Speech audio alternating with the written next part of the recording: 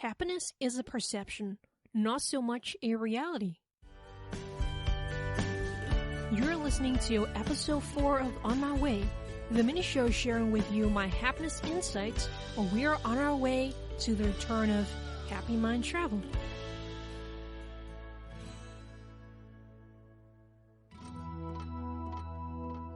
Hey folks, welcome to On My Way again.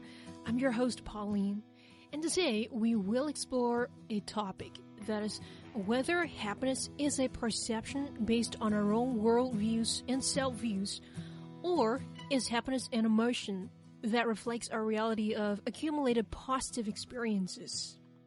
So positive psychology has told us that the frequency of our positive emotions will determine our happiness level and our well-being.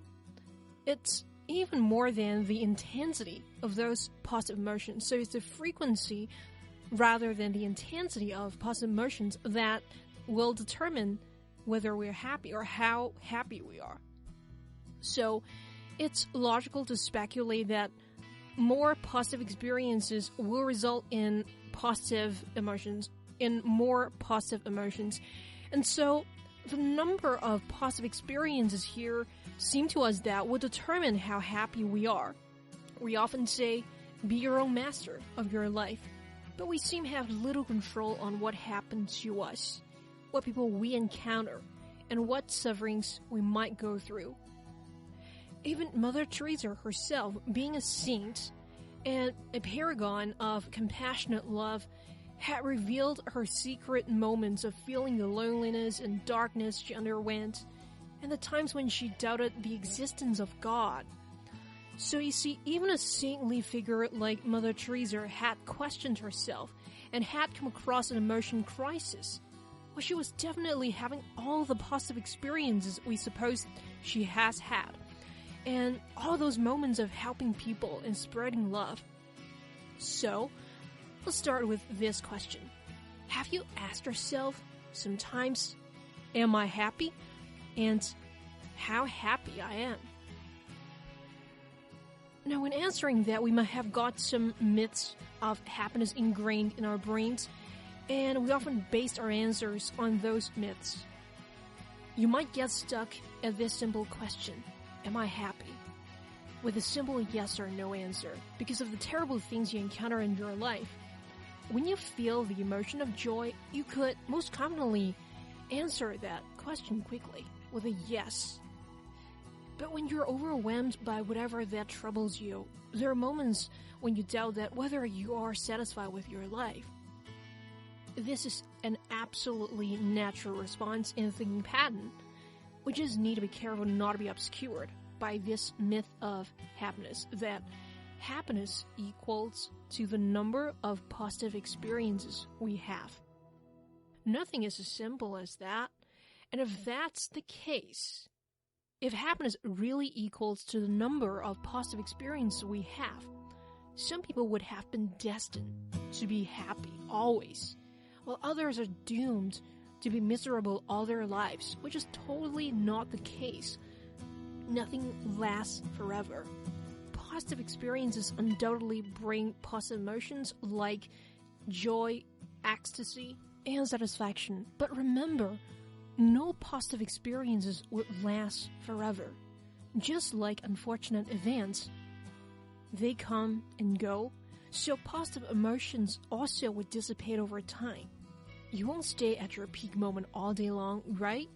At this point, you might ponder the question, then what's maintaining my happiness?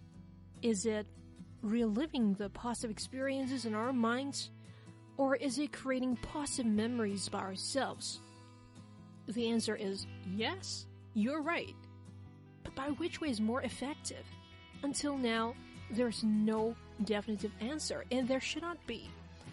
Because there is no the best, the most effective way to attain your happiness, to be happy.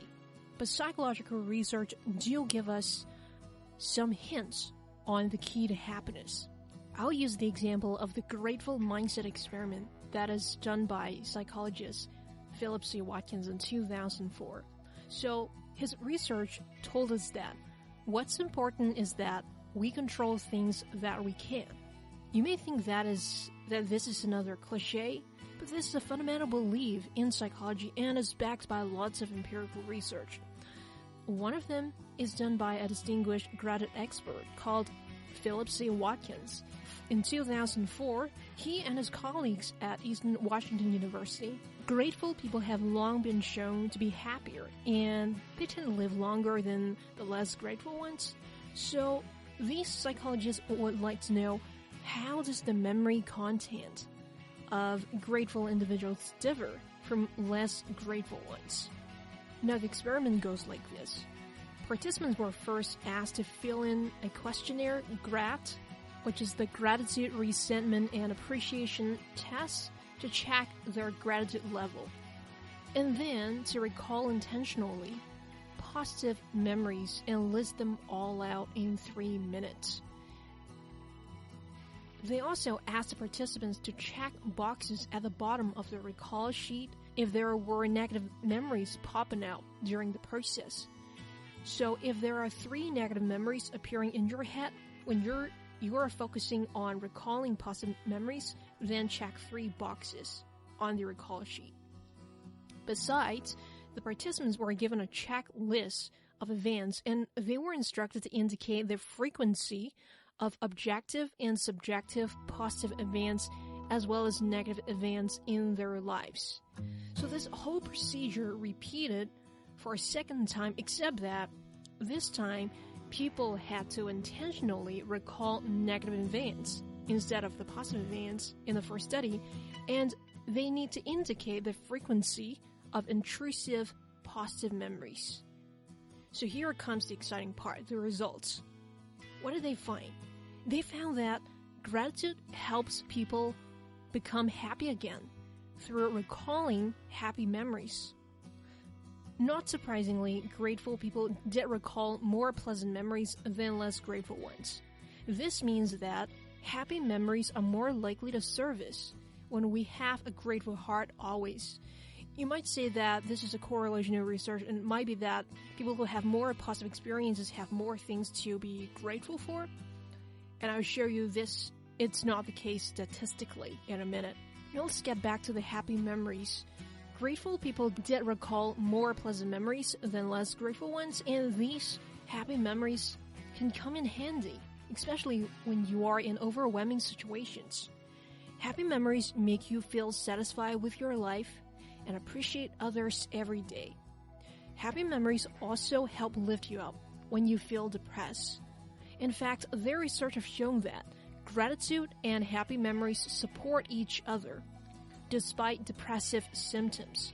So actually in the experiment, they also measure the participants' depressive symptoms.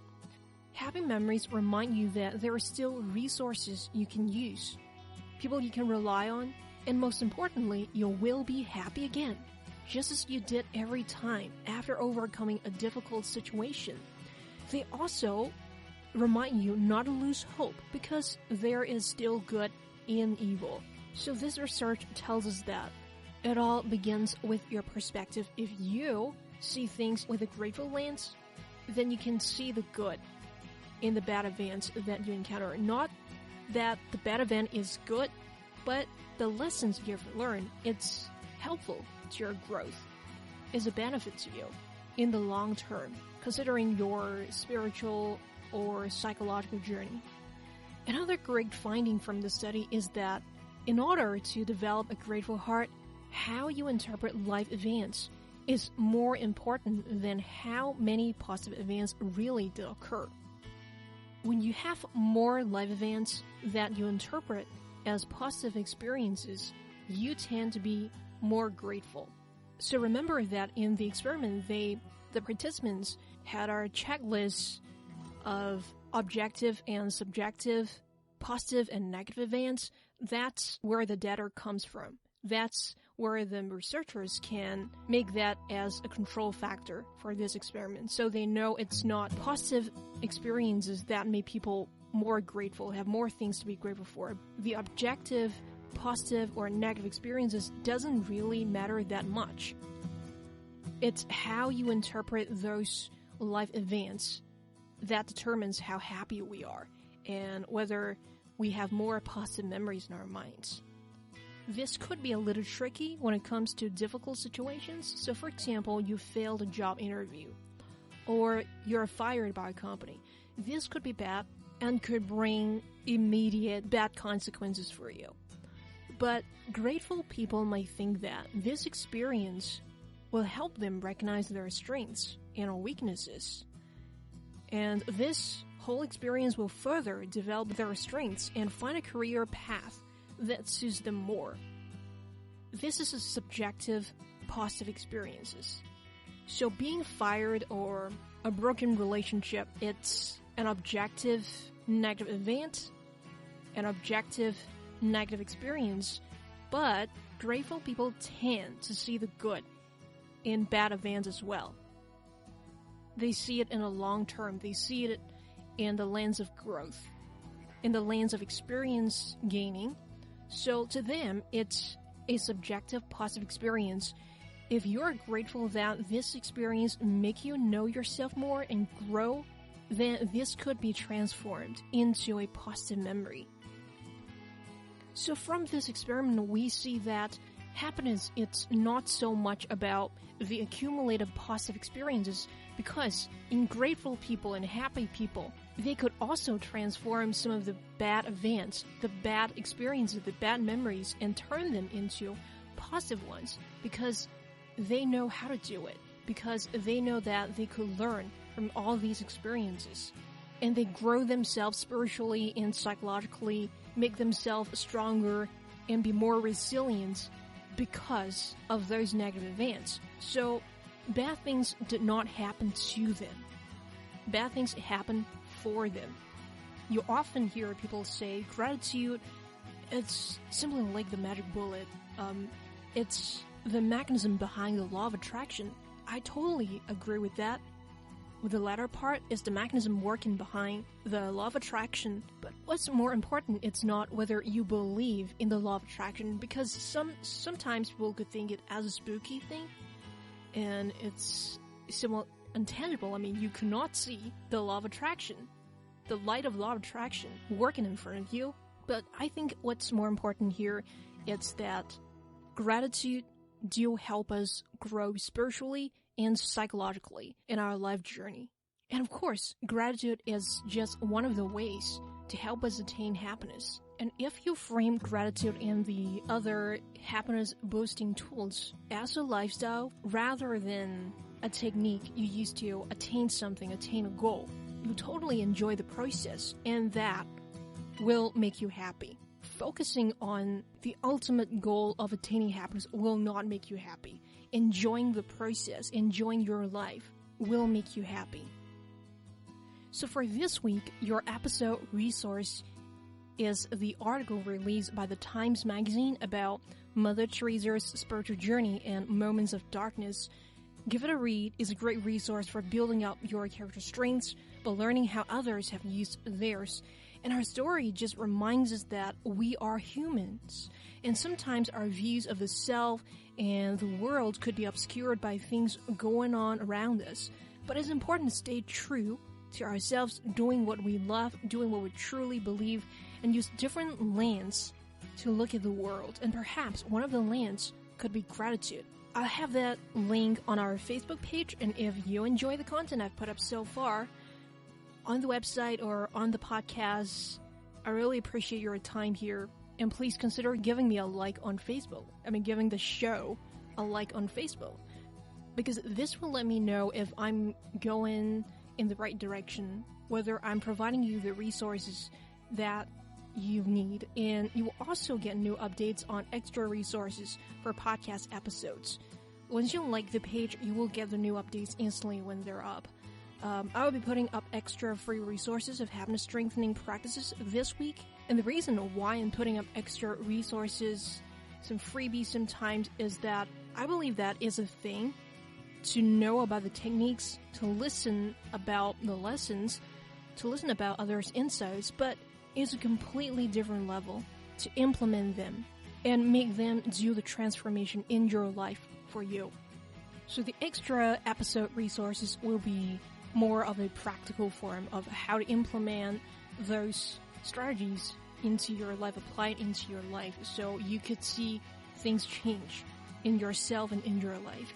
So go check out the article on Mother Teresa and her crisis of faith at facebook.com/HappyMindTravel this week. I hope you enjoy the story too.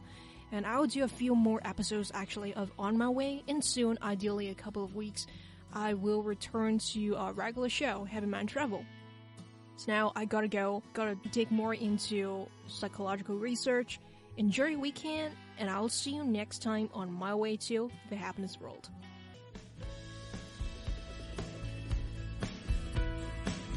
If you're already seeing a medical advisor, counselor, or therapist, discuss the show with them.